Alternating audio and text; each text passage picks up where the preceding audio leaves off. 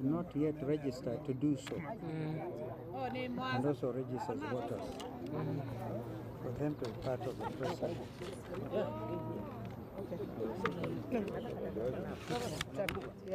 Then now, Okay. Tuko tayari? headquarters looks better now. Those are two colors. I don't think the color of Is it purple? No, it's not purple, it's blue.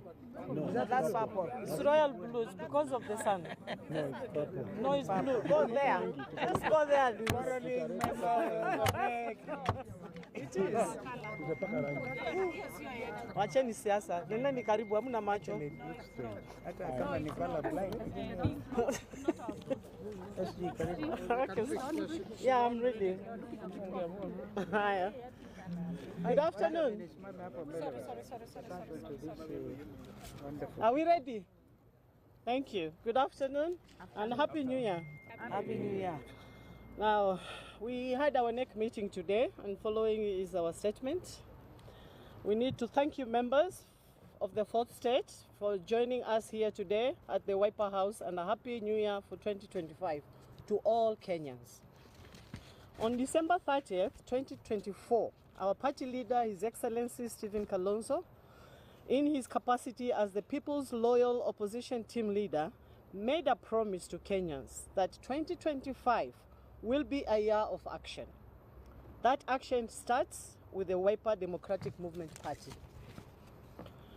Following public outbursts in the category of hate speech and continuously violation the ethics and codes prescribed in the Wiper Party Constitution, including the disciplinary procedure outlined in Article 731 IX, and in exercise of Article 3.8b(2), the National Executive Council (NEC) has fully approved the expulsion of Honorable Farah Maalim as the Deputy Party Leader, which was announced by our party leader on January 15th, 2025.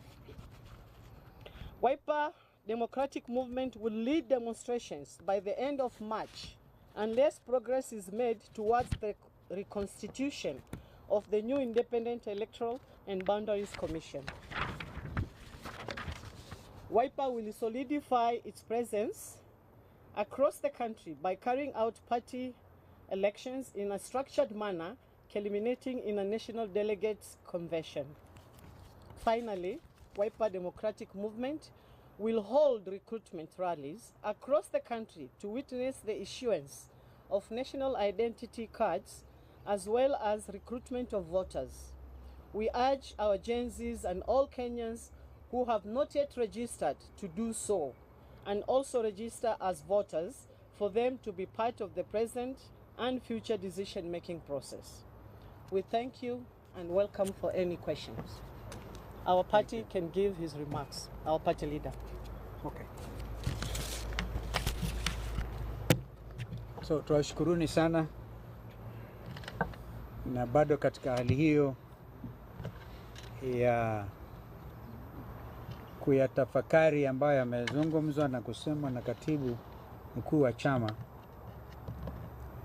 kuna umuhimu ya kutilia mkazo mengine ambayo pengine hajawekwa katika kumbukumbu za katiba, kumbukumbu za chama. Kwa mfano, yuko bwana moja anatembea kila sehemu ya Kenya kusema yeye ako katika harakati za kuunganisha nchi. Well, we want to tell President William Ruto that there's no need of talking about unifying the country around the broad-based government. Now it is official. The broad-based, blood-based government, blood-based, all right, heavily supported by abductions and abduction squads. It is now official that what William Ruto is trying to do is to formulate his re-election campaign strategy. We want to tell him the country is so united, more than ever before. In fact, it has never been as united as it is since independence, around one goal: to defeat William Ruto at the next elections. So asijisumbue sana kusema anaunganisha nchi. Nchi imeunganika, Wakenya wako sawa, wako katika hali tahadhari. Huwezi ukajisifu na kujipiga kifua na kusema eti wewe utahakikisha kwamba after 2032 wewe mwenyewe utabadilisha katiba na kuhakikisha Ruto anaendelea na uongozi wa nchi. Kwa hivyo tuache kuandaa wananchi. This is the essence of democracy. I repeat, as I've done before, that taking over the leadership of this country, Executive Order number 1, do away with housing levy, taxes. Yes. They are unconstitutional. They are almost an abomination. You don't take public land, give it to your friends. You're selling steel and cement to them. You've even taken over Baburi cement under conditions that are questionable. And then you call that free housing, affordable housing. So, like Donald Trump has done, issued so many executive orders. Sisi tunajiandaa na hiyo moja kwa sasa. We are very clear about it. Because our education system is a mess. Our health sector has been state captured by Andani. Remember, Andani is still hovering around. We have said, by the way, the one commission we have already started working on is the State Capture Commission. That one we're working on, and we even work along that one with Ruto if they have not abandoned it, because they will have to be held accountable for state capture. You know, I was driving from the village over the weekend, and I asked my driver kama anajua mtoto akimaliza grade 9, and remember they said by now enough classes will have been put in place. We need to hold them to account. How many classrooms have you put up, Mr. Ruto, for the new confused education system? And I'm talking to you as one with a bit of experience in education, having served as Minister for Education for 3.5 years. Kenyans will have forgotten. Uncle Moody was my assistant minister when I was Minister for Education. So we know what you're talking about. The current Governor Baringo was my first appointee to be the CEO of Higher Education Loans Board.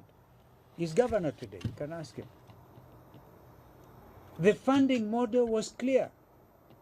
So the children of the poor, they're being asked to look for millions. Well, not millions, a lot of money.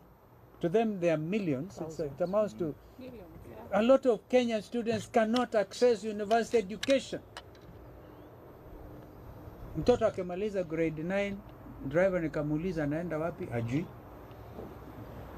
Nikauliza security man alikuwa hapo next to him, hajui. Wanaanza kupiga simu, pigia principal wa shule moja.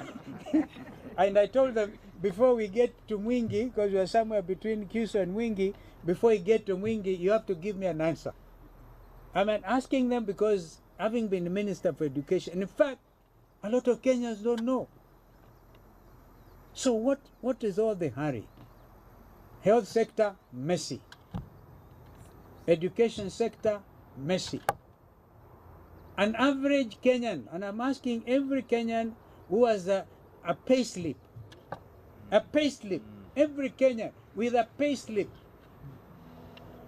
if you now do not come out, because these are the middle class people who sat at their comfort zones and they saw Kenya Kwanza take over the reins of leadership. Now, if you feel a way all of us are feeling, make it your business to unite the country against getting William Ruto and Kenya Kwanza out of government. I've just come from attending the funeral service of Senior Counsel Judy Dongori, and our house to go to the family. And I was leaving that place. A gentleman called Kanoti approaches me, Secretary General of ANC, ya Musalia Mudavadi. And they're telling me, huyu jamaa ameenda peke yake. And then they get MCS from Tanzania. We know what you are doing.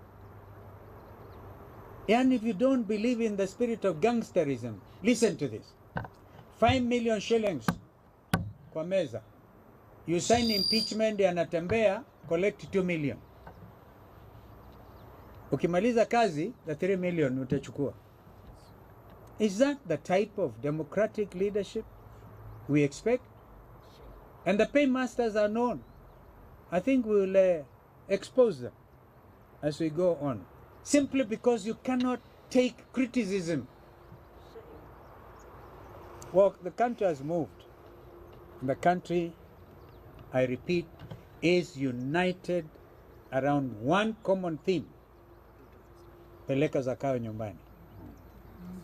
Thank you. Questions? I don't know. So, thank you. Thank you very much. Thank you, Baba. Thank you. What?